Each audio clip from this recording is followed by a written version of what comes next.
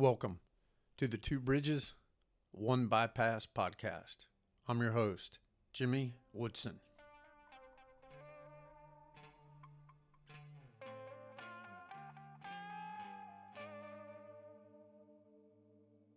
So, we're live. BJ McAvoy. I've known this guy for a long time, and I can't remember if we met before you coached my now 13 and 12-year-olds in soccer. They were little. I don't think so. They're 13, and I would say tops, he was 5. He was the little ones. So I don't know how that's math. So that's about 9 years.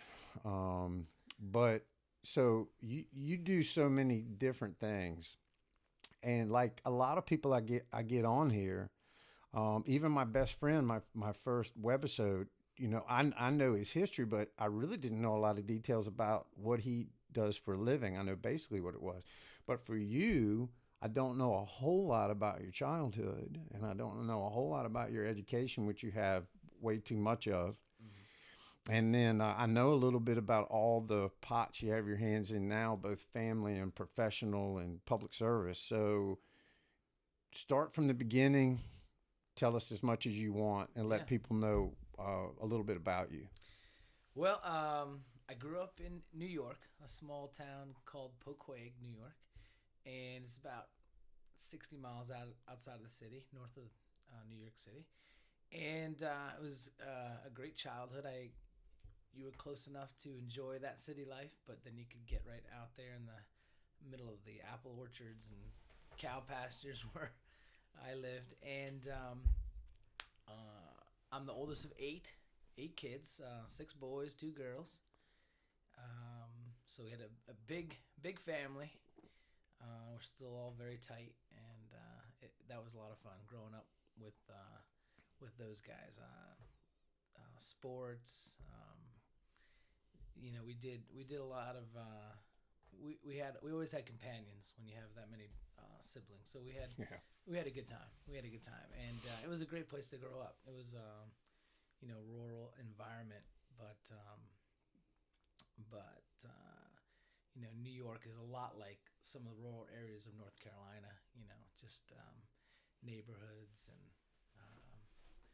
and I enjoyed that. I enjoyed all of it, and went through high school there, of course, in New York. And then after high school, I didn't really know what I wanted to do. I actually was in a band actually at the time, and I wasn't sure what direction I wanted to go in. So I went to community college for 2 years, Dutchess Community College. Yep. Okay. You got everybody's wondering what kind of band? Well, as a kid, we tried to even get signed. We played some showcases, and we played some venues, and it was a rock band. I guess it was probably a mix. I grew up in the 80s where hair bands were big, and yet I got to really play a lot in the 90s where grunge came in. So it was a mix of hair and grunge rock, I guess you'd say. And we wrote songs and made an album, and we tried to get looked at, but it's difficult to make to get a break in the music business. You have to be in front of the right person at the right time. You have to have the right look, the right sound, and music kind of was changing a lot when we were trying to make it. So that was fun. I had to get I had to get real. Actually met my future wife, while I was in community college up there in New York. Was she a groupie? No, we call her Yoko Ono because she broke the band up more or less. If anything, no, we had to get serious. She's 2 years behind me, and she was looking at her college, and we chose to go to NC State together. After dating for about a year, we wanted to stay together. We went to down to Raleigh to get the real future going. Music is a love of mine. Still get to enjoy it, which is great. But it's just really tough tough to get signed, to get looked at. So, but I always have that album and always have that creative piece of work, and I love it, and I can hand it down. Generations say this is my great granddad's rock band if they still have CDs in that time. But yeah, so it's cool to be able to have that, creative work that you can look back on. Yeah, and to have that, I don't want to get off the arc of your life course here, but one small little gripe I have with the way we run our education system in this country is a child has his head down from kindergarten until they get out of school, and they sit in a building under fluorescent lights for 12 years, then 4, then maybe 3 more for law school, and then you go work in a building sitting all day long under fluorescent lights. Awesome. Wow, that's cool.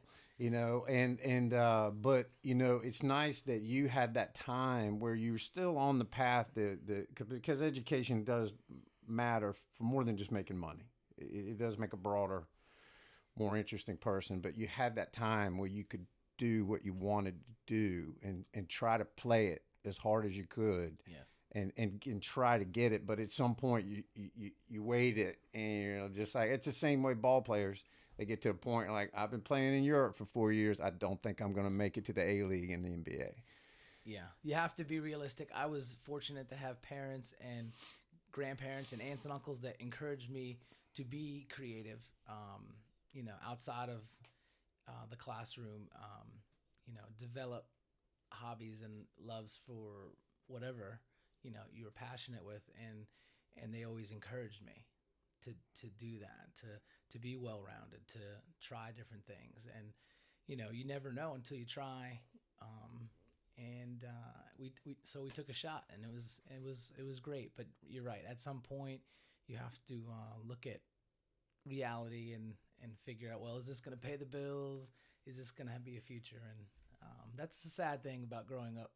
Those dreams do kind of sometimes go by the wayside, but at the same time, you realize that while you can still be creative, you can still make music or do artwork or whatever you're passionate about. You can still do that as a hobby and keep that going throughout your life. So right, yeah, as long as you keep, and then the art of keeping the balance, especially when family comes along, keeping the balance, and in your your children see you doing so many different things, and it teaches them how to have that balance too, and not just to be solely focused. I know you were exposed to, you grew up in a rural suburban area, but I know you were exposed to urban areas and stuff growing up. You had a pretty cool upbringing. But what did you think of Raleigh when y'all got there? Wow, it was a great city. I thought it was perfect size-wise. I mean, I had been exposed to New York City, many times, but that New York City is so overwhelming when you're there. Raleigh was so manageable, and it wasn't even as popular as it is today. That was 1996 when I started NC State, and started at NC State, and Raleigh was growing, and it's obviously blown up since that day. Just a great small city, they're thriving. The weather. That was probably what first attracted me to move south. I got tired of that lifestyle, those cold winters that you get in New York. But Raleigh was just it had the culture, had the experience that I was looking for. It was a manageable city. That's a good way to put it. And I forgot about the time frame. That was 20 years ago, more than 20 years ago, 24 years ago. Yeah. Yeah, things were a lot different. I think about Richmond. I got to Richmond in 96. And, of course, I haven't been back much since '02, but people keep telling me about these sections of town that just used to be, it was like a dry cleaner place where they actually did the dry cleaning, or some kind of a commercial district. They're like, yeah, no, it's bars and nightclubs and microbrews. And I was like, that's awesome, but I can't even picture it. Oh, yeah. There's lots of professionals in Raleigh, of course. I think it's the Triangle is one of the most educated areas in the country for people with degrees, I guess. So you feel that when you're there, when you're interacting with people in the city, it's a higher level of discourse. I mean, it's just you can sense that when you're there. Yeah, with anytime Raleigh, of course, Raleigh, the Triangle has the triangle of the universities, and then with the state capital there. But anytime you go to a capital, anytime you go to the place where all the money flows to, like you go to D.C. and that's the or New York, or L.A. where the entertainment money flows to, and then the investment money, and then the political money where the money flows to. Yeah, that tends to attract a little bit different people. So you didn't mind Raleigh. You liked it was a little bit warmer. Much nicer, yeah. So what did you going into it? Did your wife had years in community college yet, or she go straight there as her first year university? That's right. She was a senior in high school when I met her. Yeah. And we've been together ever since. She was looking for her 4-year school, and I was obviously moving on from my community college. I got an associate's degree I got a associate's degree in business administration from Dutchess Community College in New York, and then so we had a list. It was between Arizona State, which very different, and NC State, and we chose NC State, and I'm glad because we would have been really disconnected from family on the west. Yeah, that's with my wife's family actually in Phoenix. Oh. It is that distance is a gulf, and it's expensive to travel, and it's hard to keep a connection. So yeah, so I was always glad that at least my family was closer, and we had that because it does matter, especially coming from a huge. You're like Brady Bunch on steroids in your family. Yeah, we could take back then we could take a flight from Raleigh to Stewart Airport in New York, and it would be like $99 round trip. So I mean, it was excellent. $99 and no TSA. Exactly. Awesome. That was a much different time. Yeah. So you had the business admin background. Did you roll into that when you got to Raleigh? Did you change? No, I focused on accounting. I thought that would be a marketable degree that would help me. Eventually, I always had an eye on going to law school, but I wanted to not just graduate with a business degree. I needed something with a little more teeth, and accounting was a good choice. It actually prepared me.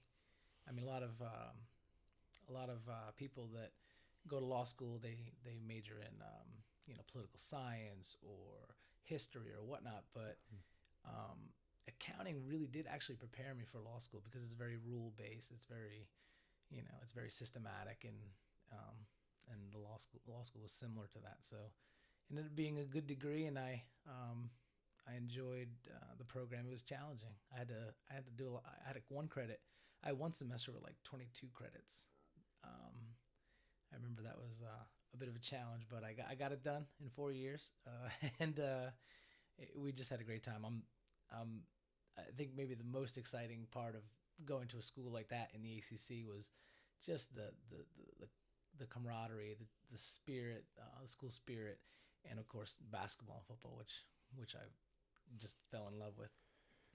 And you saw the last phases of what most of us considered the old ACC. Of course, they brought in, eventually they brought in. Was Miami in it for a while?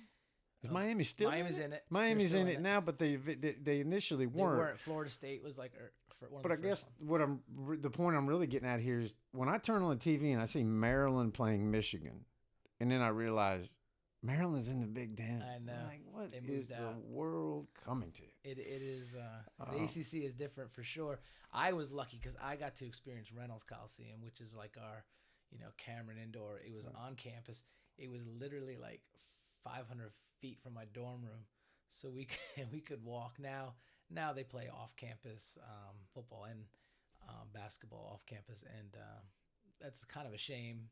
But it was a great experience to be able to just walk into Reynolds, which is this historic coliseum, and watch Carolina and Duke come in there, and Wake Forest. I remember seeing Tim Duncan and all that. So Awesome. it was great. That arena is special. If anybody has, if you've never been, Reynolds is still there, and they're playing games there every year. They play a couple games there, men's games actually, and it's a great experience for a fan.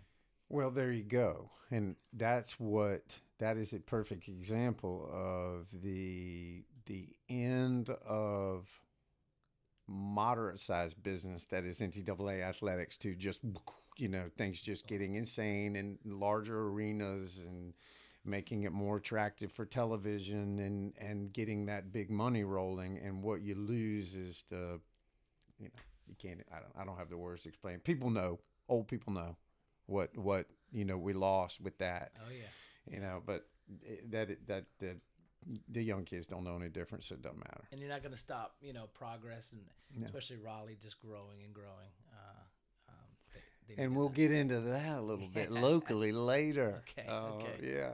So got that accounting degree, and there's a lot of people here in the Outer Banks that run their own business. Mm-hmm. And they probably like, boy, I wish I knew a little bit more about accounting. In the beginning, it would have saved me a lot of headaches and a lot of back tax payments. Yeah. And things like that, So that's one thing about down here. You go out to eat and you see somebody that or you go to a Saliva concert up the beach. A lot of people in that room are small business people, and you can all talk the same language, and you have the same challenges. Did you go to law school straight out of school? No, I worked 2 years in banking, and I settled the Fed account for Centera Bank for a while, and I didn't enjoy that lifestyle, the cubicle lifestyle. That's the hardest part about being an accountant.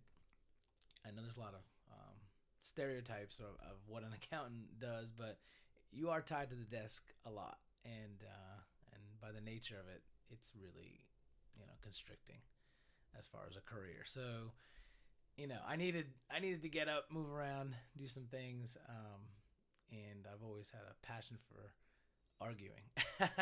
So I was like, big family, yeah, Irish and Italian, and we were pretty feisty. My wife would say, I never saw, there's 8 of us, 8 kids that are so agree so much, disagree so much, because we can literally debate anything. And it was a passion. It was always a passion of mine to become a lawyer. I think to help people really, and that's why most people get into it.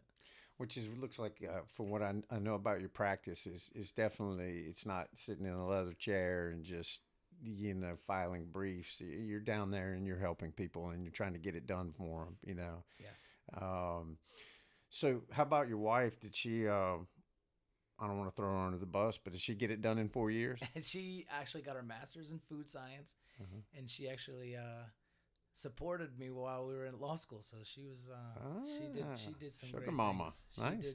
She worked hard. She has her degree in food science, like I said, and but was that was the master's? Yes, she got a master's in. What was the undergrad degree? Biology. Her undergrad was food science. Oh, yeah, and her master's in food science. I gotcha. Okay. Yeah, and then a great program at NC State, and she worked hard, and she still does. Unfortunately, there wasn't as much of a career out here for a food scientist, but we were excited to eventually move out here to the Outer Banks after law school. There are some profoundly underemployed spouses on this beach. Yes. I am shocked. And the funny thing is, we all walk around, we kind of look the same. Of course, you're an attorney, and when you have to go to court, and you put the tie on, and every now and then maybe Mike Casey might put one on, but he's real estate, so he's got more of a baller lifestyle. That's right. But but other than that, even a lot of the bankers you walk around, you have no idea. You see some fella in a pair of extra tufts and Dockers pants like this, he might be a well-off boat builder. Correct. You don't know. He may own 3 restaurants. He may be from out of town and own 40 cottages on it. You don't know what you're dealing with here. But I have been really surprised. I've met, pharmacists and food scientists and attorneys, but their spouse came here and has this going on, and they either support them or they have a side gig, but it's not in the area that they studied and spent a lot of money, and that is the Outer Banks. Yes, you do have to accept a little bit of that. The industry here being tourism, and there not being any real corporate headquarters or anything like that out here. It's an adjustment, and you have to take the good with the bad. But yeah, that ocean is pretty nice. Yeah, that's right. Good with the bad, exactly. And it's interesting to see people that move here and then stay. I have an idea in the back of my head that if they make like the 2 or 3 year mark, they'll probably stay for a while if they get here and they just I wish I was closer to the mall. Yeah, you need to move away. So a couple years in Raleigh. Where'd you go to law school? I went to Campbell Law School, and at that time it was in Bowie's Creek. Currently, it is in Raleigh.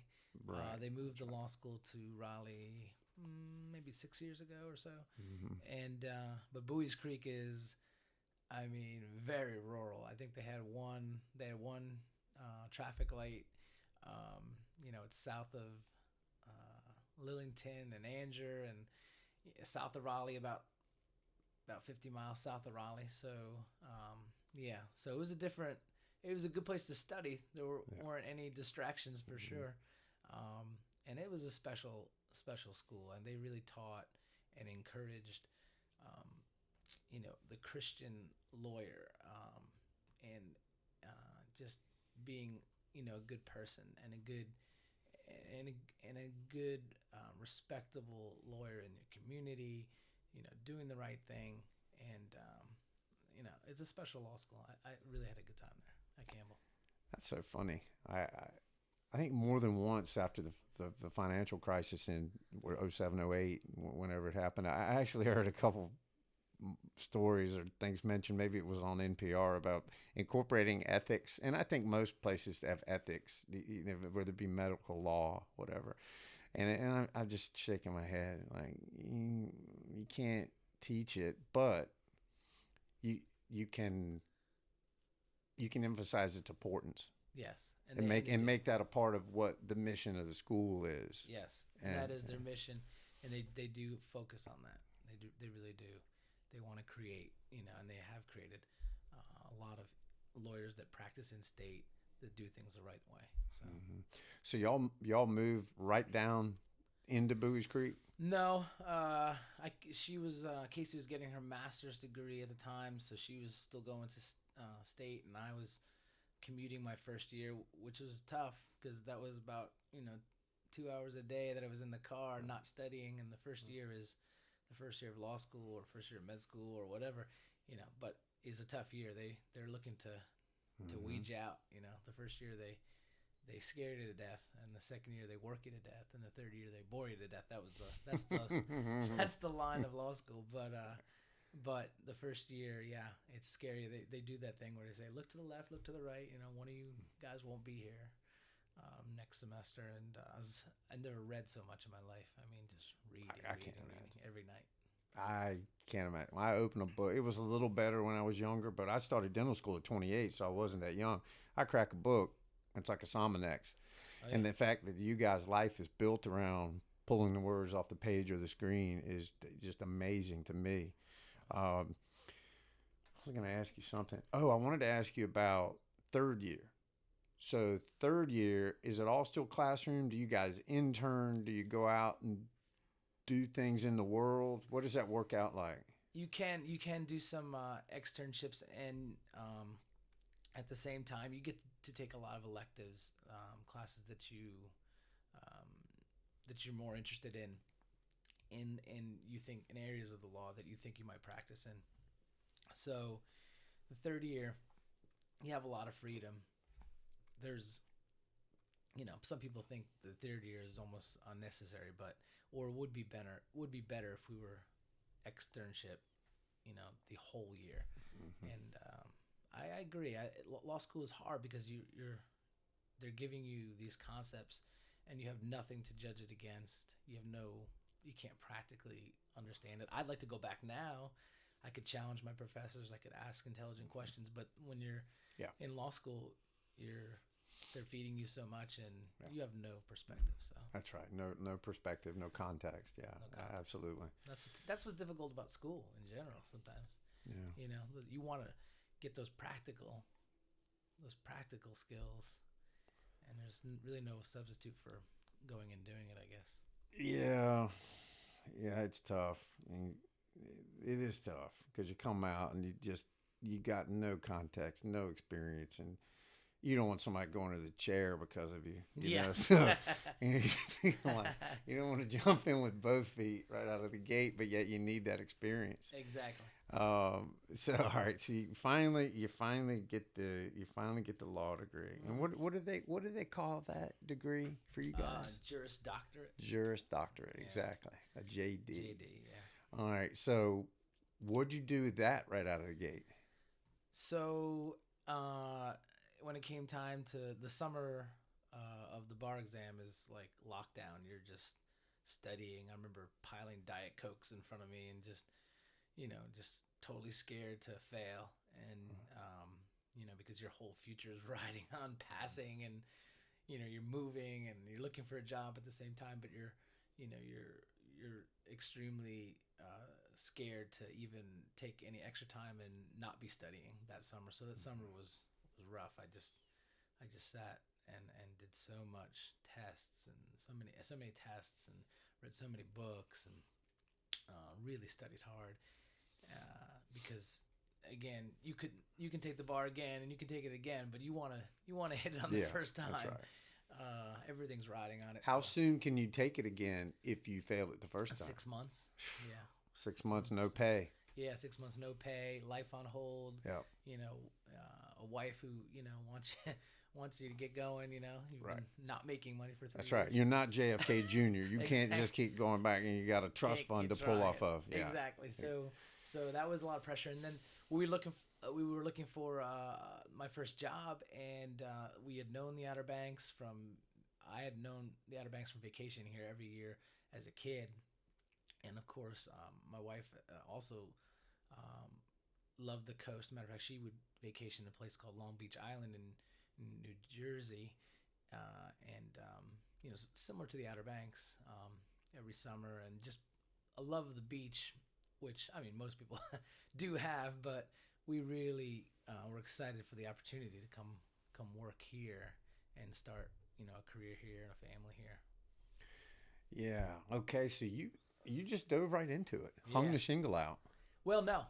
I worked for a couple of years in Harbinger with the law firm of Lexi Fletcher Wills and Wills, and they gave me my first job and my first break. Gotcha. But yeah, I was right into court right away. They got me in there, the district court, and learning. Luckily out here, I started with criminal law, where a lot of lawyers will start, and luckily out here, the crimes that we do have are usually nonviolent and not extremely intense. So it's a good area to practice in. You get in front of the judges, you get the courtroom experience, you get to try cases that aren't life or death.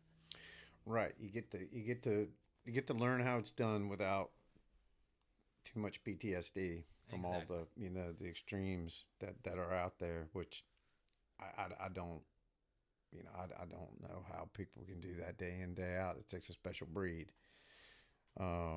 It's awesome. When did you throw up that shingle that had McAvoy on it solo? Yeah. Solo, it's been 9 years ago, almost 9 years ago. And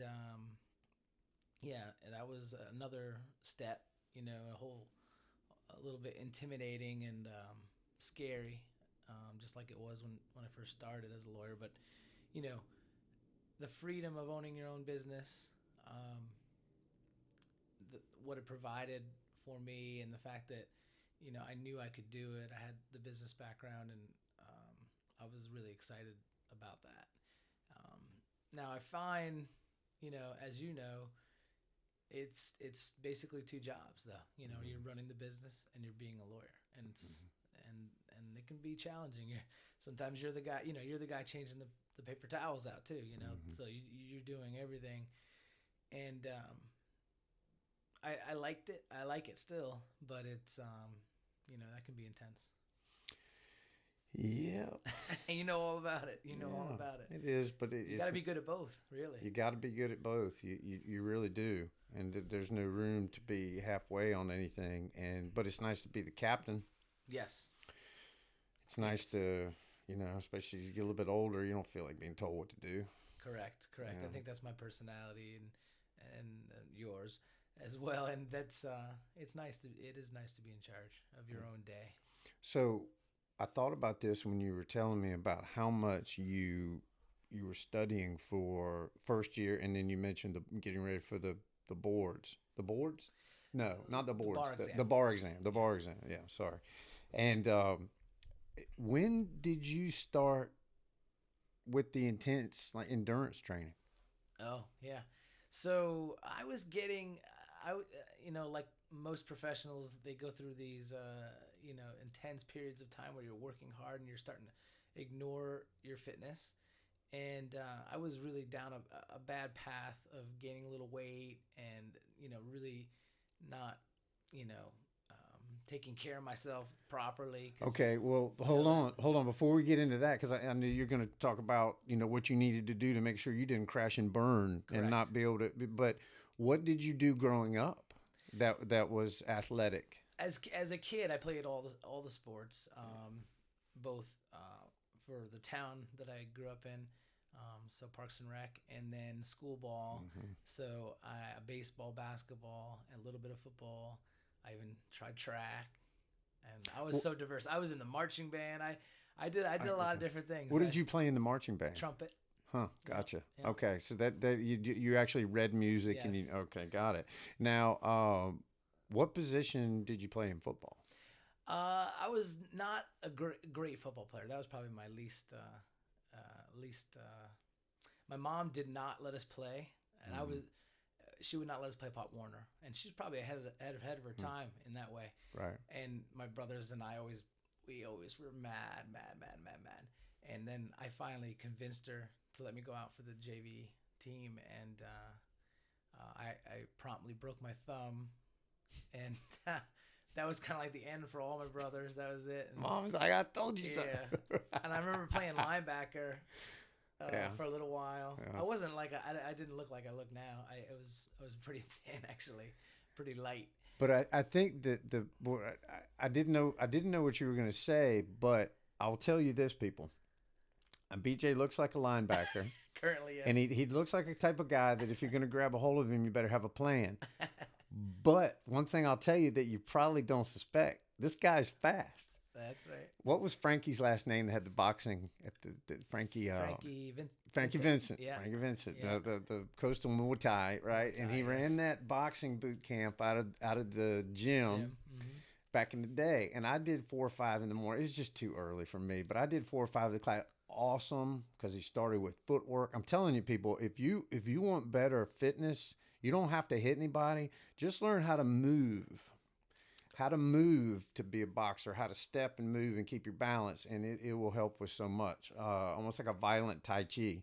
Nice. But to warm us up, Frankie would run us, and then we ran some sprints. So I line up, and growing up, all I had was speed, no power, no weight, no strength. And so I line up on the line, and I'm thinking, I'm not going to run that hard because I don't want to look like that I'm trying to win. That's right.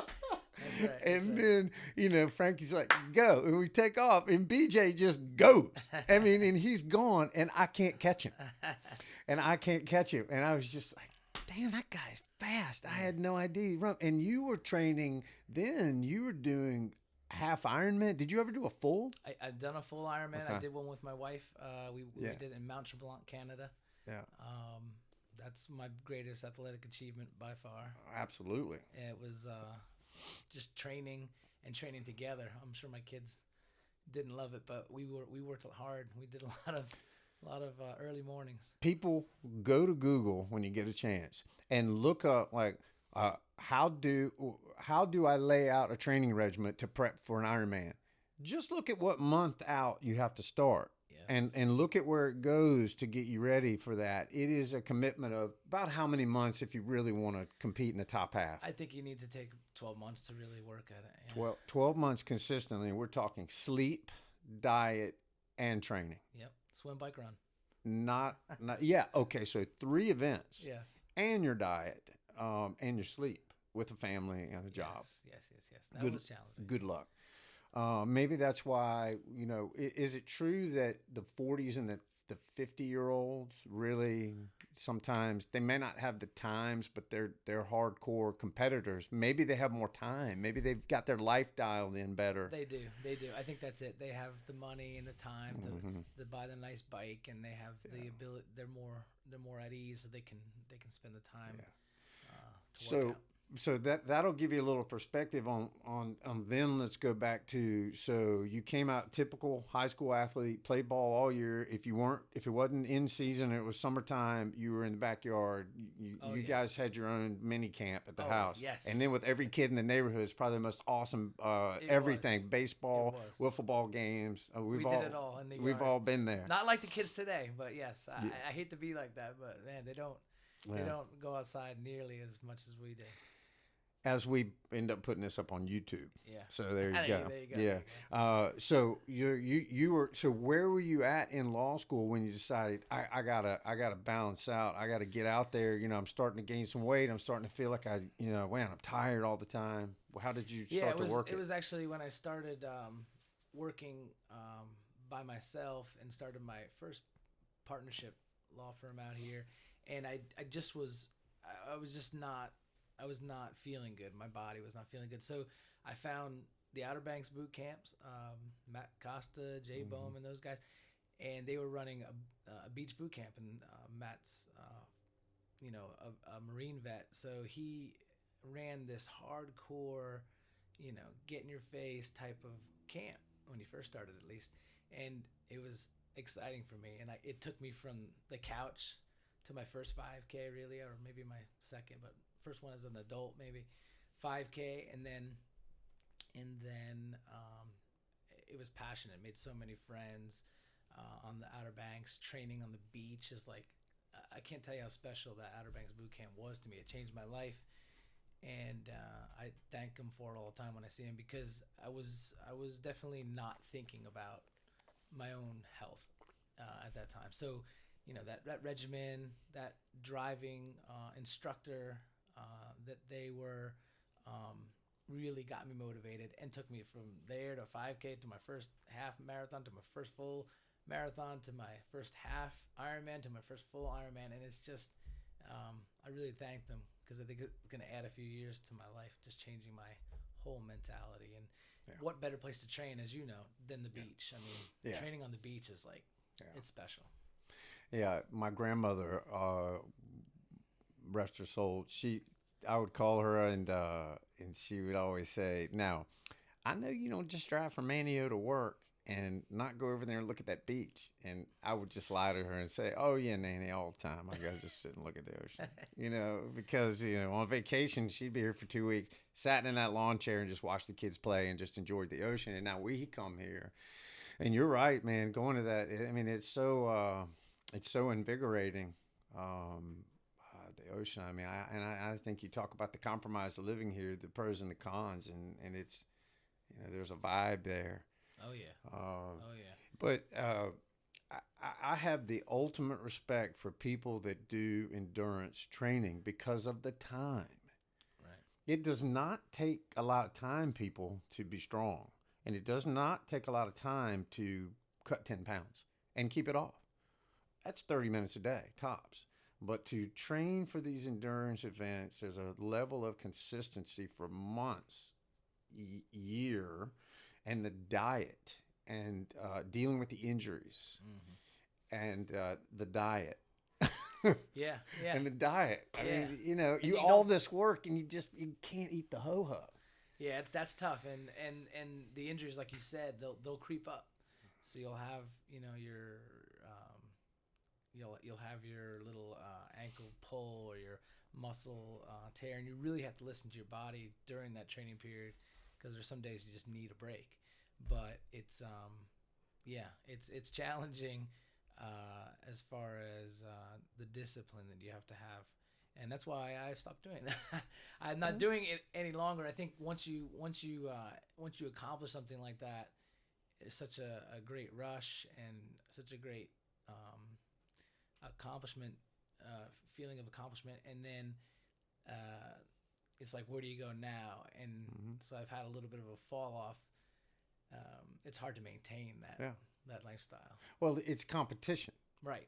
Okay, competition is different than exercising for health. That's right.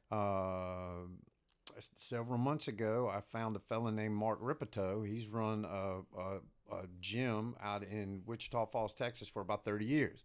And he always says training for him as a strength guy, training is coming to the gym, doing your basic strength training, and then going up slowly and being able to produce more force. And but competition involves practice, and practice is miles on the bike, repetitive, possibly wrecking, falling off the bike, getting run over by a car, the running, so while BJ may have been in the gym doing squats or deadlifts to help with the frame that he has, but when he's training, he has to repetitively bang his body into the ground.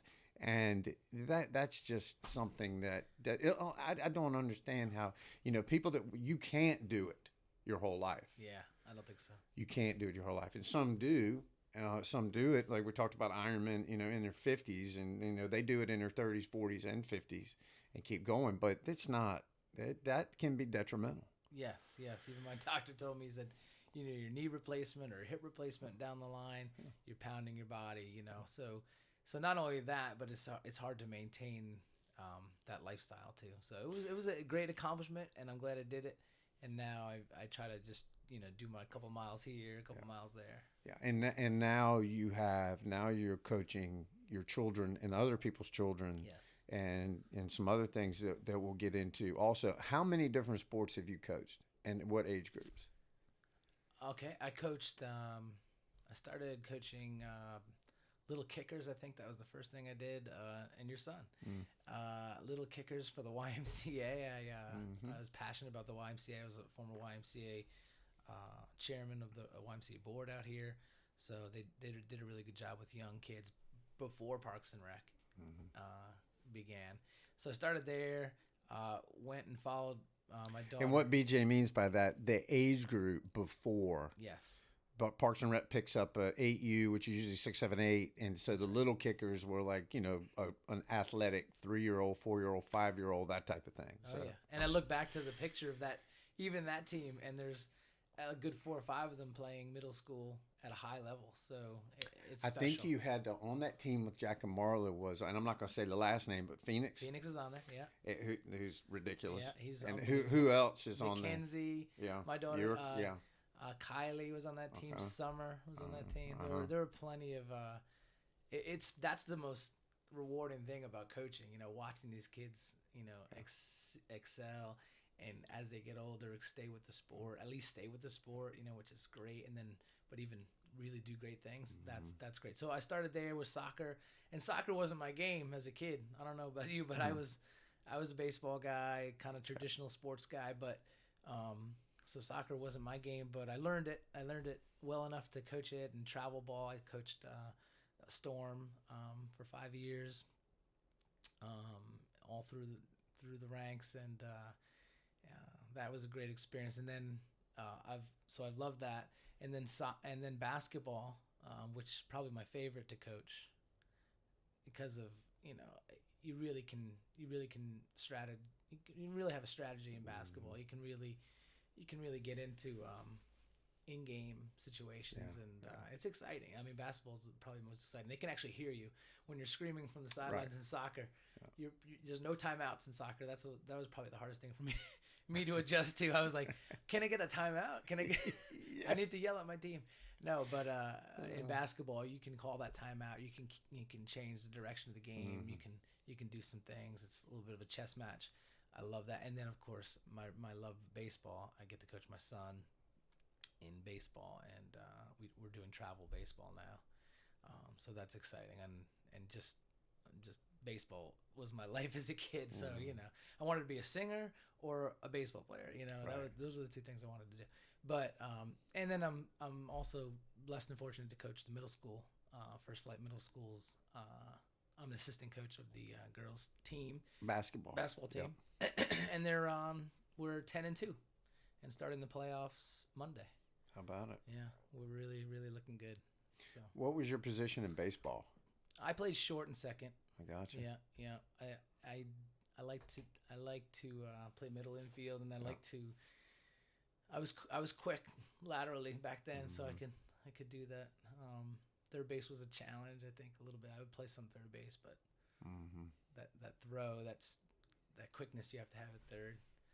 Wasn't my thing, but the throw was always tough, especially for a little guy like me. But middle infielders, those of you that coach baseball, you build your team up the middle: catcher, pitcher, middle infielder, center fielder. That's usually the best athletes in the core of the team, unless your team is just stacked and everybody is awesome. Usually the middle of the field they're the most athletic and get it done. But the third baseman's usually got a cannon. That's right. And as a shortstop, I think very very much an alpha male. I enjoyed being the leader on the field, and making sure all the guys were. So you were the coach on the field. But you were a Mets fan coming up. Yes. I got ready to say like Jeter, and then I caught myself. I'm glad you brought that up. Yeah. So who's shortstop? Who was there a dominant shortstop, all-star level shortstop for the Mets back in your day in the 90s? No, I think I was 10 in 1986 when the Mets won the World Series, famous against the Red Sox. Yeah. The shortstop was like Rafael Santana or something like that. He was actually probably the most forgettable player on the team. The team, that was a great Mets team, but I think it broke my dad's heart in a way because he grew up in the Bronx, and he's right outside the Yankee Stadium, and I was his first son and firstborn. And I became a Mets fan off of that 86 season, and all of his boys are passionate Met fans. And if you grow up in New York, you're either a Met fan or a Yankee fan. You don't like both. And even though you're not in the same league, you passionately hate the Yankees if you're a Mets fan. So easy to hate. Yes, the evil empire. Easy to hate, especially as rabid as their fans are. It makes it easier to hate them. Okay, but they win so much, and they spend quite a bit too. Yeah, and then when they win, that definitely builds the disdain for that organization. Oh yeah. And okay, so that goes through that. We've covered pretty much all the fun stuff. Right. So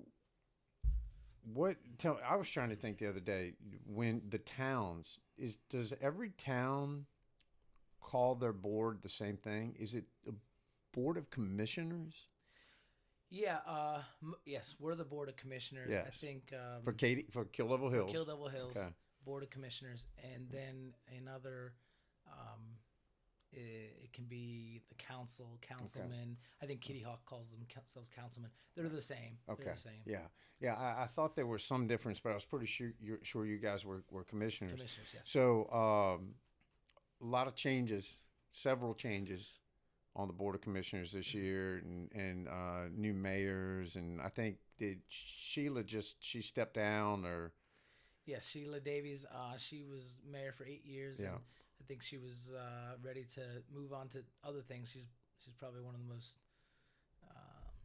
busy people that I know. Yeah. She does a lot. She's the director of the Health and Human Services out here in Dare County. Yeah. So anyway, she was looking to move on from mayor. She did a great job, obviously, and that was really what drove me to get involved in Kill Devil Hills. I just felt like Kill Devil Hills had been on a great path for the last 8 years, and I want to continue that. And Sheila herself encouraged me to go do it. And I didn't know that right. when I brought up her Yeah. name. I just happened to be on the board over there, and she, when I met her first, she was the chairman of the board for the Y. Yes, she helped start the Y out here. Yeah, That's right. she's incredible. Yeah, talk about keeping busy. Yes. Okay, so you did that, and then so into politics you go, and I'm sure that was fun. Yeah, In some ways. I've always I've always wanted to be involved in the political realm, and I just it's a great place to see, if there's a future, if there's a future in it for me, and I'm just learning it every day, what it's like to govern. Why was it attractive? Well, I've always liked to lead. I've always had a passion for leading, whether it's a lead singer in a band or the shortstop or just being a lawyer and trying to be a leader in the community. So, that passion, and then your love for the town that you live in. So and wanting it to just be the best it can be for your kids, really for your kids. Right, and then what I see as me personally, 6 or 7 years ago, I decided, like, why am I reading The Economist? And I don't know what the Manio Town Council is even talking about, or Dare County. I have no idea what the issues are and what's going on. It doesn't make any sense. And I had the time to keep up with it. A lot of people don't. Yeah. A lot of people go to work one job, go to the next job. In the meantime, they're trying to figure out, when are they going to pick their kids up, and you don't have the time to deal with it. But people, you need to pay attention, and you need to understand the issues from both sides, if you don't mind, because these people in whatever, for Dare County or in your town, they need people to sit down and be able to discuss intelligently these issues that come up, and not just come in there and start shaking fists. And I'm not saying that people do that, but some do. And if you don't know, if you can't see it from the other side, you don't really understand the issue. I understand that you may not want a 52-room house, getting on something that's currently and has been a hot issue, but you don't want a 52-room house next to your house for a list of reasons. I get that, but we talked about this a little bit earlier. You have to be careful what you wish for, and if rules are made, they can eventually come back to bite you. And are they even enforceable, right? Yes. So if you make the rule and then there's a drawn out court case and then it winds up just going away anyway. So all this animus over something that is not enforceable, and the bottom line, you may not want it enforced on you if it was flipped. And it's very difficult. But the bottom line is, when I look at myself, is, do I even understand the issues? And I think most of us go into it saying, I have no idea what's going on here. Unfortunately, there's some people out there that think they do know what's going on, but they don't. And you can't. That's right. You can't defeat invincible ignorance. It's invincible. But unfortunately, most people aren't like that. But I feel like they're the people that talk the most. While the rest of us are trying to figure it out or don't have time to figure it out, we've got some people and that's who you have to deal with. Yeah. But so what I'm asking, if anybody actually listens to this, just read the Outer Banks Voice, or where would you come to a meeting? I would say, because even the articles that you get quoted in can be out of context, and I've already noticed that. But the best thing to do is come to a meeting, or if you can't come, they're all on YouTube. Every one of our meetings are videoed. The transparency is great in Kill Devil Hills, so you can be a part of it. And I welcome people to contact me, because I am going to be a person who always tries to act reasonably and obviously in the best interest of the town. I love our board and our mayor currently. I don't believe there's any ulterior motives in any way. There's no real conflicts. None of them. They're all in it for the right reason, and they all do care passionately about the town. And you have to understand that even though we may disagree about this or that we vote on, we're actually all pretty much on the same page when it comes to best interests of the town. Just how to do it might be some differences, but we really want the place to be a place that's special for our future generations. And we want the Outer Banks to keep its character, best we can. But then again, there's law, and I do understand that, and I understand passionate people can be on either side of arguments, yeah. But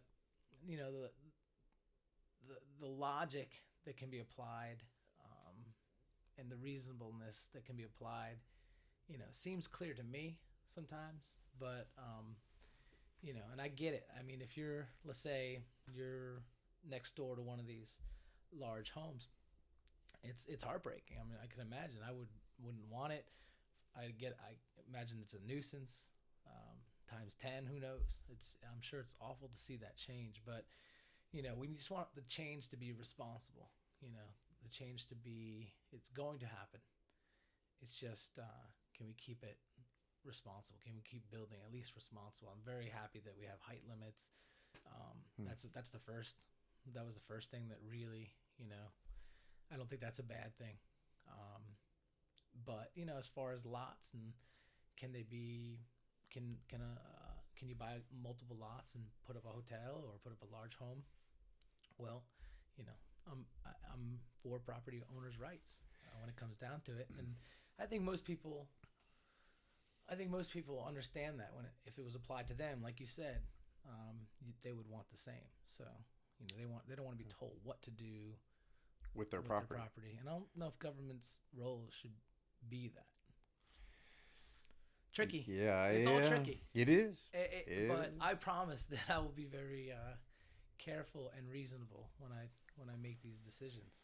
I think most of us that live here are a little bit more on the free agent, less government side, or else we wouldn't live here. Right. We wouldn't live here. I mean, we're out on the edge, and we really feel it when we tell all of our guests to leave because it's too dangerous to be here. Correct. But yeah, we're here managing it. We don't have to do that. We choose to do that. So we're definitely a different cut from a lot of people. And I'm telling you, there is no good answer. There is no perfect answer, I guess. There's no perfect answer to any issue. What I find interesting about, and I have no dog in the fight. I own no land anywhere but under my house in this condo. And I don't even own the land under this condo. I just own a box I work in. So I have no dog in the fight. But one thing I find interesting about height limits restrict oceanfront hotels. Primarily, right? Was that the main reason that there are height limits? I think so, yeah. I think we didn't want those definitely one of the primary reasons. Correct. Definitely the primary reason. And one of the things I find most interesting about that, which I love, because I came down here and I stayed at the I'll come back to it later. It isn't here now. Oh, okay. It isn't here now, yeah. And it was just a 2-decker, maybe. But there aren't that many people on places to sit and eat and drink iced tea and look at the ocean. Right. Shout out Outer Banks Pier, Nags Head Pier. You can sit up high on the deck at Mulligan's. You can do it. And then up by the Hilton, the place across the street, the nice little restaurant there. Arts Place. Yeah. Or the Rundown. Rundown. I haven't been up on there, but I hear you can sit there, but not a lot of space, but it is there, and I'm probably forgetting something. And then Arts Place, I'll tell you what, to me, that has the best view. They built the deck on top of their place. Yeah. You really can see.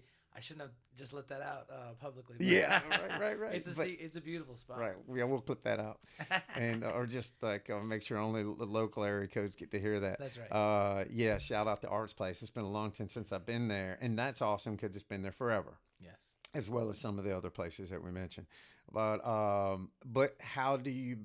So okay, hey, we want more oceanfront restaurant, but then you open up, then boom. then you have that. So I don't, I wish there were more places I could go, but I love the places that I go, and there's enough for me. But there's that Pandora's box. You open that box, and all of a sudden you're Atlantic City, Yes. Myrtle Beach, or whatever. Right. So that's a whole nother thing. So there's probably not really a whole lot more to say about the large houses. So let's go down the list of maybe some more mundane things that stare Kildeville Hills. But if you could find some things that maybe apply up and down the beach that are issues that you guys have to wrestle with, what's a couple more? Issues. Well, first I'd like to say that we're focused on making our public parks in Kildeville Hills nicer and better places to meet and have our kids play at, and have our dogs walked at. I mean, they put in, I think, the best dog park on the beach in Kildeville Hills.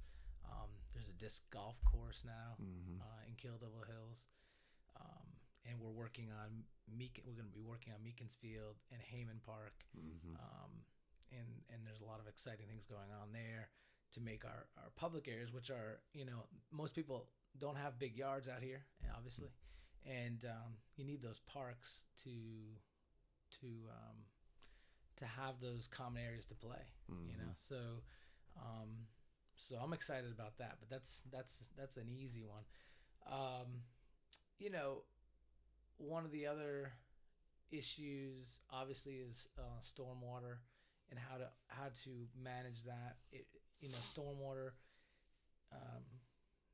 is, it's a really not a very easy problem to solve. Some people are in bad situations when it rains in Kildeville Hills.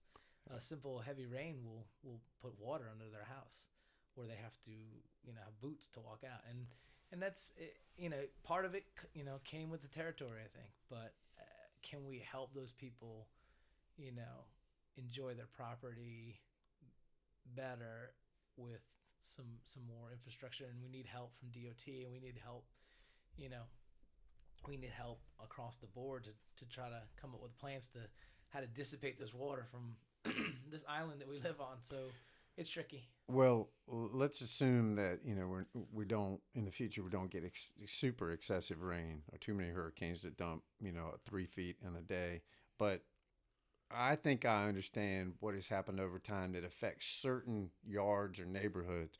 But what is the main thing that has led to some areas not draining?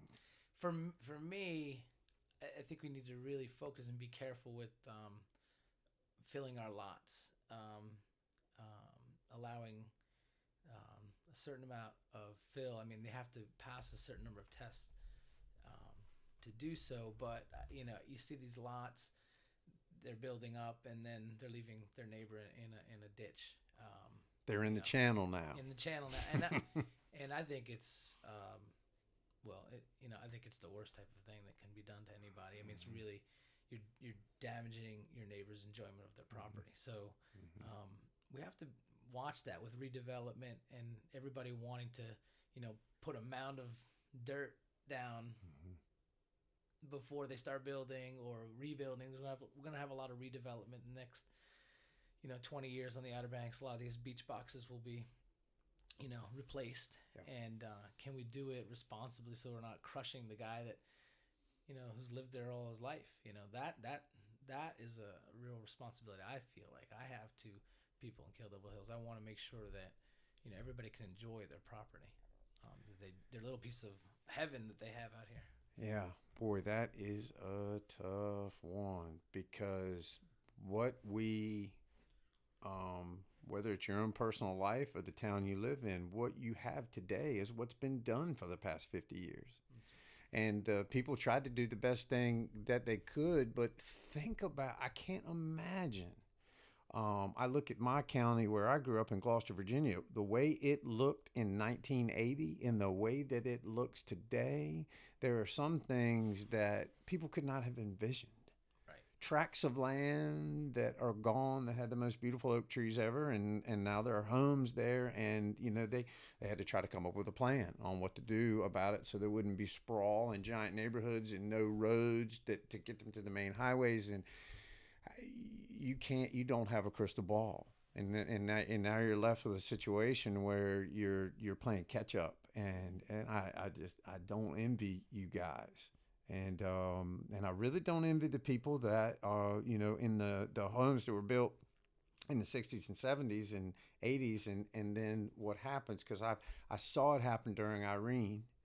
The the Baptist men rolled into town in Manio, and I volunteered to help them. And as we went in the neighborhoods and we're pulling all the insulation out from under the brick rancher that's up on 3 cement blocks, and next door there's a lot of fill and a house on top of it. And like I said before, they're in the channel. And that's the first time I really thought, I was like, that's kind of what my house looks like. It's up on the fill, and it doesn't really play a huge part in my neighborhood as a problem, but I do think about when it comes over the seawalls on the Sound on the west side over there near the airport, and the water tries to move inland. Now it's 7 feet of fill from my lot, and then 5 or 6 years ago the next lot got filled, and that's a backstop that doesn't let the water move in. And so not the main issue for my neighbors is the fact it's coming over the wall at all.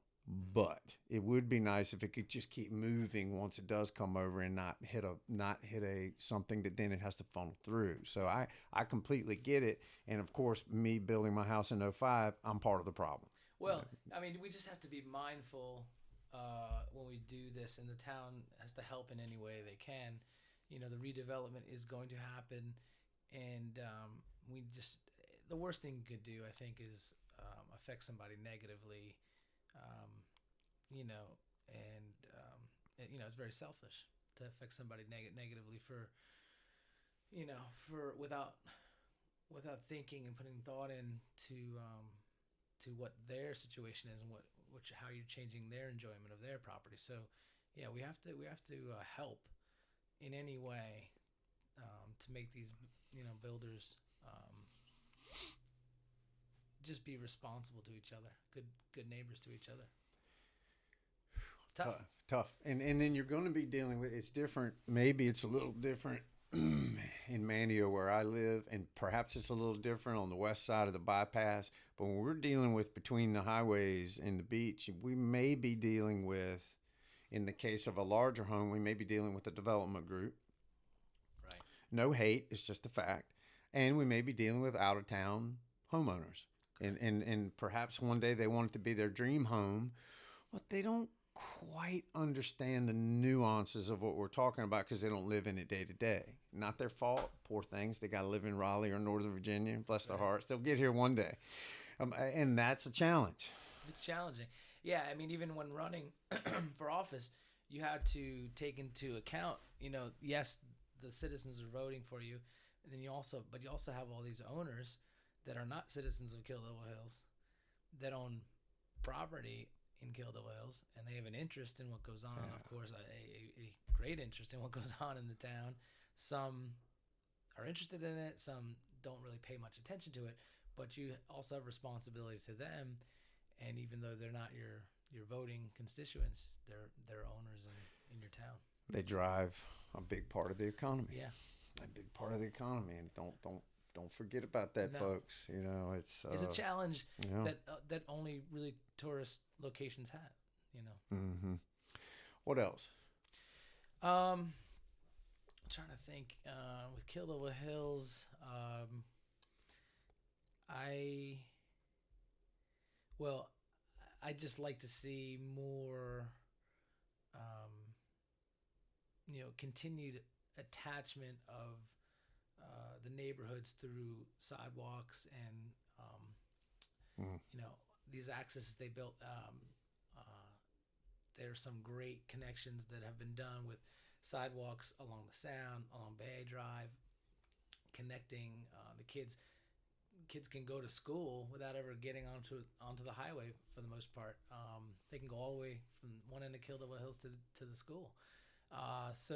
And connecting these neighborhoods and these businesses, if we can do that, I think it will help because it obviously is probably, it is the business section of the town that is the largest and on the Outer Banks. So we got to be, we want to help the businesses as well, Right. and foot traffic and encourage people to enjoy the beach and stay off the roads and be safe, because obviously the roads are pretty tough around here. You got a lot of with people on vacation really not locked in. If we can avoid those accidents, we've had too many fatalities out here, people walking from place to place or biking from place to place. And I just like to see that more and more connection of the neighborhoods with sidewalks and multi-use paths for many, many reasons. It's really opened up the community aspect of it. I mean, you see people walking every day, whether it's an older person walking their dog or a young mother pushing a stroller or a kid on his skateboard or bike. They're not on the road, they're safe, and they're enjoying, the great part of the Outer Banks. I meant to bring this up when you brought up the parks.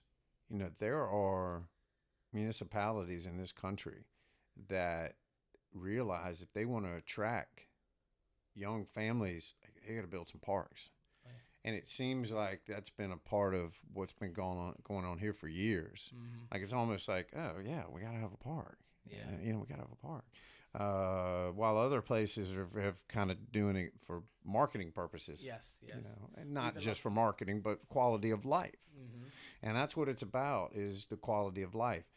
And if you have to raise my taxes $50 a year so that somebody doesn't get run over, okay, as long as it goes to that. Right. And I got to tell you, they're extending it here in as I point up the road here, they're extending it here in Nags Head from I guess Jockey's Ridge, and they're bringing it up by Deering Street and the post office. It looks like they're going to take it all the way up to the hospital. Yes.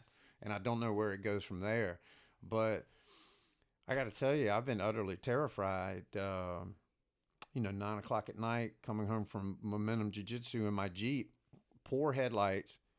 I need everything from white line to white line when I'm driving that old 83 monstrosity. And there is some poor soul walking back home from working at Food Line. And when I get about 20 feet from them, I realize they're there just on the other side of the white line. And that could have easily been me just right over top of them. Yep. And folks, walk farther off the edge of the road. Yes. There's an old guy with an old Jeep with poor eyes that needs a little more leeway, because I don't want to have to live with running over you for the rest of my life, and your family's going to miss you. So all you people, please give me a little room. So I'm stoked about that. And Dowdy Park is awesome. Yes. And y'all played soccer up at on Heyman. Heyman Park, yeah. Yeah, back in the day with the little kickers, and so we got a lot going for us there. Yeah, because the land is valuable, so they're to preserve those parks and make them public meeting places. Obviously, like I said, our yards are so small, we can't really do a lot in our yards, most of us. So it's nice that the kids can get out there. That land is valuable. Yes, it is. There's a lot that could be done with that on the commercial side. Have you disc golfed yet? Have you done that yet? My father-in-law, who lives in Phoenix, we talked about before, he's a huge disc golfer. And when he was out over Christmas, he rolled in there and played with two of my sons. I think my wife went down there too. He's not used to the wind. Yeah. It's funny how they get some wind down in that valley, but in Phoenix, but generally it's pretty calm. So I think his game, he had to work his game a little bit more. Do you know the story behind that? How that got put together? I was on the actual subcommittee that worked on that. Lean in, partner. Sorry, I was on the subcommittee that worked on that bomb track. Yeah, tell me about it, because I know a little bit, but I want to know more about how it came about and the people that got it going. Right. The main thing was we were trying to find a use for the property. There were a lot of ideas. A lot of people were interested in it. Our fire was interested in it. Certain people wanted to make it a dog park. There were a lot of ideas from different areas. But one thing we really wanted to make sure is that it would be used for the community. It would be something that would we didn't really have the funds to do anything real big at that time, and one day it could be, I don't know, it could be boardwalked in an amphitheater or something like that of our own on that side. Could become a Kill Devil Hills meeting place, but there's some challenges with that piece of property, the bomb track, because there are some wetlands and some spots where you can't build. So what could we do that would bring people together, and then at the same time, be a small footprint that if we ever wanted to take it up, or if we needed to take it up and to use the property for something else, or we decided that disc golf was no longer a passion for anybody, that we could take it up.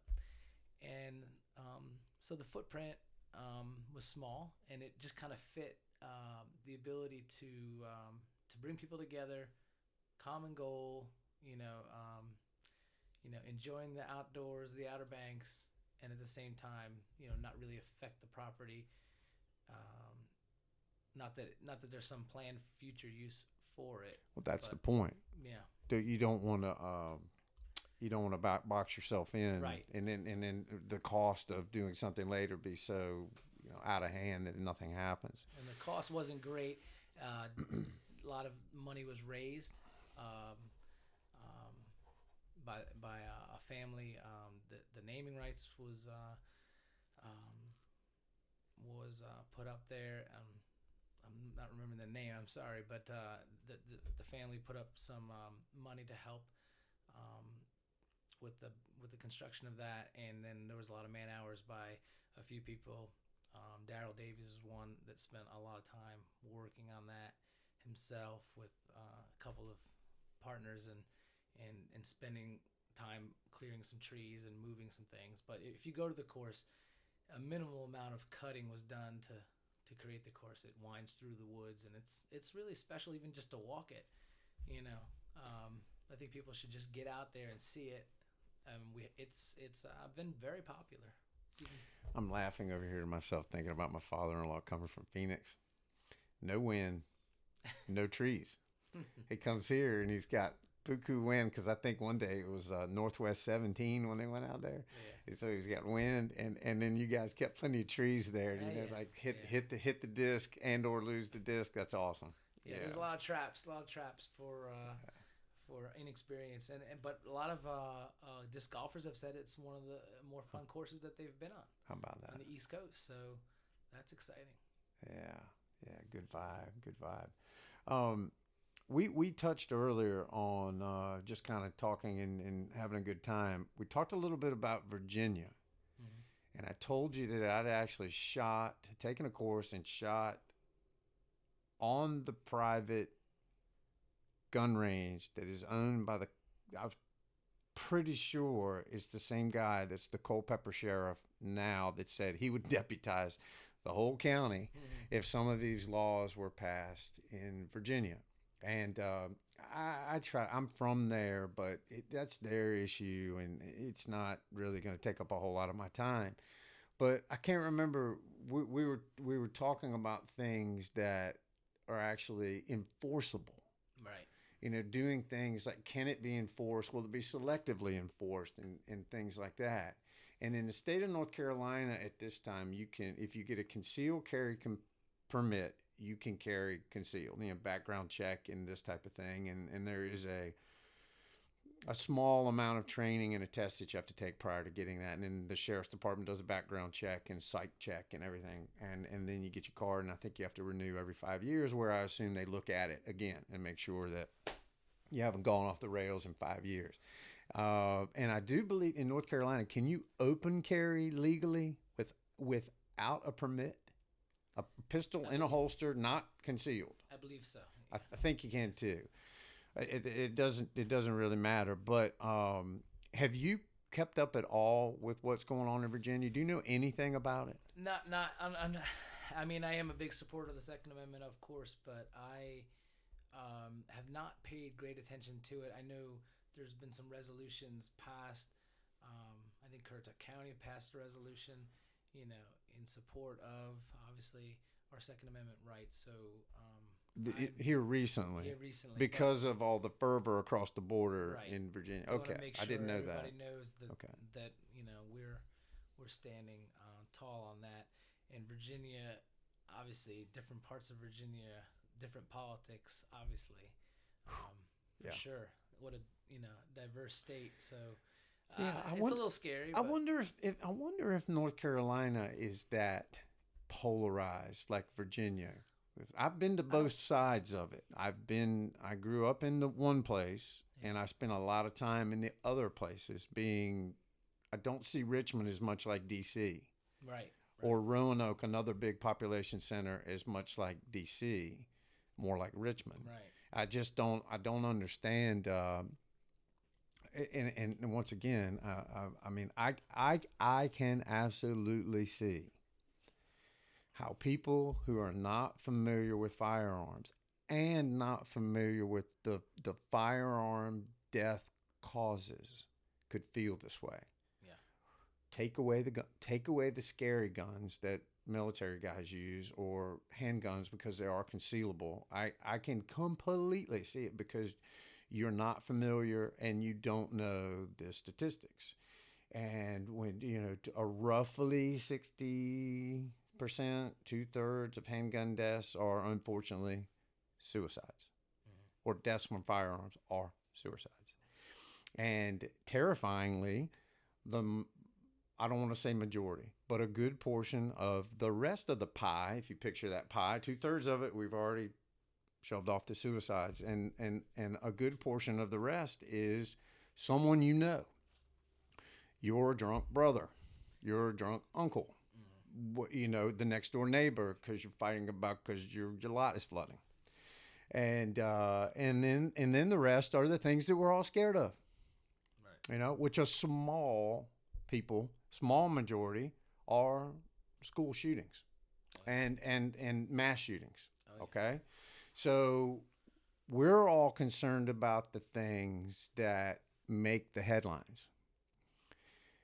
And what we're missing is the whole picture of back to the mental health and happiness and things like that. Now, here's the gray area. And I actually listened to a podcast called Mind of the Warrior, and this fellow was a special forces medic. He's, I believe he's an ED physician, emergency department physician in Austin, Texas. He's an MMA fight coach. You can't find any more of like a type A alpha male dude firearm dude than this. Red flag laws. Okay. I didn't know a whole lot about them, and they've come in vogue because I'm acting erratically and I have firearms in my house. It may save my life if you get the firearm out of my house, and I may not commit suicide, or I may not hurt anybody else.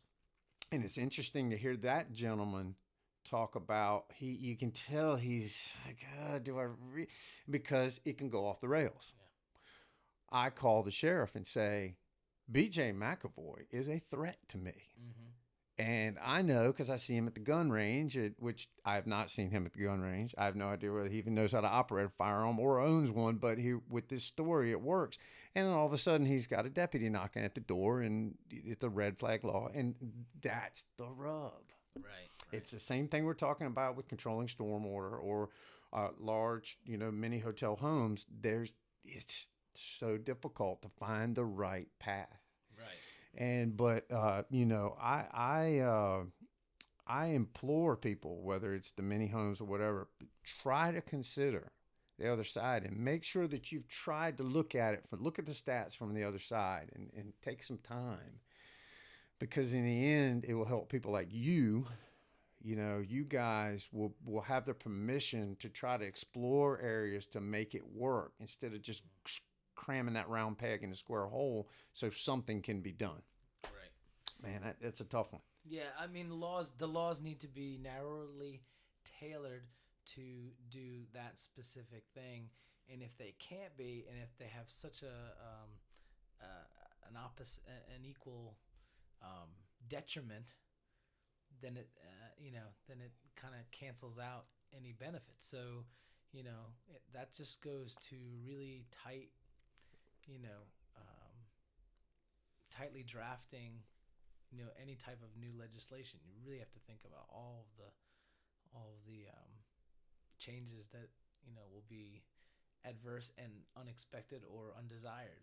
So writing law, I think it's probably one of the most responsible things you could do, and yet if the law is not enforceable, or if it's Vague. broad, Like you were talking about keeping it narrow. yes, if it's overly broad, Yes. any of that, or anything that could lead to selective enforcement is even more scary than having no law at all. So you want to be good stewards of creating legislation that helps, not just creating legislation for the sake of creating it, or saying you're solving a problem when you're creating two more. So it's the most responsible thing that our government elected officials do. Well, man, I know this is fun, but I want to talk about your band. Yeah, much more fun. What's the name of your band? As I grab the mic, Trick Fly. Trick Fly. That's right. Yeah. Do y'all focus on any particular genre? Just music that we like growing up, that we think the crowd will like. Yeah. We try not to do obscure songs. We only do covers, and we try not to pick songs that we like, but no one else knows, because it won't draw quite a reaction. And then again, we also do try to not play the same old songs that every band plays. So, people that come to our shows, they're amazed with the diversity and of the songs that we picked, and different eras and different types of rock. Some harder rock, some softer rock, some pop rock, some heavy metal. Yeah. But they're like, wow, I've never heard a band play that song live, or I've never seen a band try that song. So we're always, we're probably 50 songs now that we've learned in the last couple of years, which is a lot, and we'll play like 35 a night. What's your role in the band? I'm a singer. Yeah, I was pretty sure you were the lead singer. Yeah. I play guitar for fun, and I always did as a kid. And in the bands, I always just sang, though, because I find I'm amazed of those artists that can really pick it and sing a completely different line. It's like, how do they separate their brains to sing that melody and play that? I think that all the time. How do they even do it? That's amazing. Do you want to talk about your bandmates and who they are? Yeah. Mike Davenport, he's our bass player. Okay. Randy West, he's our drummer, and he's 65. How about that? Yeah. Well, he's he's a guy, so he don't care. He's 65, and he bangs those drums. We play a Rush song, a matter of fact, and he plays very, very close to Neil Peart's. R.I.P. Neil Peart. R.I.P. Podcast number Rush. 2. Oh, okay, good. Yeah. No, we love Rush, and then John Wallace is on guitar. He's great. He's a local. Wallace the PT. Yes. Yeah. I think you told me that before, and I didn't know that. Yeah, we're all local, professionals. That's awesome. And then we have a new guitar player joined the band like 2 months ago. Dan, I'm gonna mess his last name up. Gutierrez. Anyway, Danny is an excellent guitar player. Really shreds. Great addition to the band. So now we're a 5-piece band, or a 5-member band, and we just have a good time with it. I'm just so happy that I can carry on some of my hobbies. Get paid for it a little bit. And get a little, at least cover the beer tab. Yeah, exactly. I try to drink water when I. True. Yeah. Otherwise, I come home with nothing. Right. You're right. No bottles of Jack Daniels anymore, like David Lee Roth. No. Because it's hard to, honestly, it would be a challenge for me to remember all the lyrics, and know, sing it with any amount of alcohol, really. That's tough when you're not just playing, your album and maybe 3 or 4 off of another album that are favorites, and you things that are so diverse. Do you guys have a Facebook page or anywhere where people can find your schedule and where you'll be playing? Yeah, we have a Facebook page, Trick Fly Band. So it's called, actually says Trick Fly Band. Your And, FLY, trick, fly, Fly. all one word, no hyphen, right. no nothing. Okay. And we're playing Jack Brown's on February 15th, and we're playing. We just lined up the paparazzi show for April 4th, And that's the place where Saliva was last night, right? yes, Saliva was Okay. there last night, and Shout it's out a to all great my venue. employees with a headache. Yeah, Yeah. exactly. Great. I did see a few Woodson Dentistry employees there. It was a great time, and it's a great venue. It's a very cool. Yeah, you were talking about that, and they were telling me about it yesterday. It sounds cool. Like a lot of thought's been put into the interior, and cool. That's awesome. Light, sound. It's a cool place, and so yeah, I mean, you get to play out here. So many musicians on the Outer Banks. It's another special part of the Outer Banks. You know, you get to all these clubs and bars. They need to have some entertainment, especially during the summer, and it draws people in. So it makes sense for them to hire us to do that, and at the same time, we have a great time. We have a great time, and I can continue my love for music. Which is cool, great for me. Hey, that's awesome. Because I'm sure any of you, no matter what you do for a living, if you've got something that you get, especially an outlet that's active. Yeah. And that's a workout. Oh yeah. Yeah, you're belting it out. You're belting it out, and you're making it happen. I have to change my shirt 3 times. I bet. It is incredibly. Do you do it right there on stage No. and just pull it off like David Lee Roth? Roth? No, I don't got that type of bod, but I got the dad bod. But no, I do take my. I do have to do that. It is taxing. It is. Do you taxing. throw it into the crowd? No. We've had great crowds. No, I don't want to scare anybody. You don't see the ladies fight over it. I don't want to scare them all, but no, we've had great crowds. It's been great. Our response is excellent. I mean, people literally clap at the end of our songs, which is pretty rare because a lot of bands will just be jamming and background music. Right. We're trying to put on a little bit of a show. Yeah. So that's awesome. Very exciting. Very exciting. And I hope my kids. That's the main thing. Is I hope my kids see that and understand you can have hobbies. You can keep going music. You can you can do things outside of work that do bring you joy, and you don't have to just be one dimensional. Yeah, I we see so much of that. I see so much of that down here where people have really passionate avocations. Yes. That they follow, and that balance, and I think that has a lot to do with the cool vibe here. Yeah, and people ask me, how do you balance everything? Well, it is extremely hard. It is extremely hard. Every day I think about, what am I sacrificing here to do this or that? But luckily, I have a family that supports me, and they understand, and they enjoy it as well. And I just think, it's tricky. It's always tricky to balance everything, especially you want to be a great parent. You want to be the best parent you can be, and then at the same time you want to enjoy life and be a good role model. So you never feel like it's actually in balance. No, you strive for it. Right. And I think the Art of Manliness podcast last week or the week before had a fellow on, and probably got that wrong, but they were talking about it. You don't have to do a lot to be a good parent. Mm-hmm. Thank the Lord. Yes. But it's much easier. It's much easier to be detrimental. It's not hard to be a good parent. Yeah. Just be there, show up, keep them fed, keep them safe. Don't feel like you're a failure as a parent because you figure you're not keeping it in balance. You really got to work hard to screw a kid up. Yeah. Thankfully. Yes. Yeah. So the balance. You never feel like it's in balance. You just strive to do it, and your kids see that, and that is a good thing for them to see, not just nose to the grindstone all the time. Mm-hmm.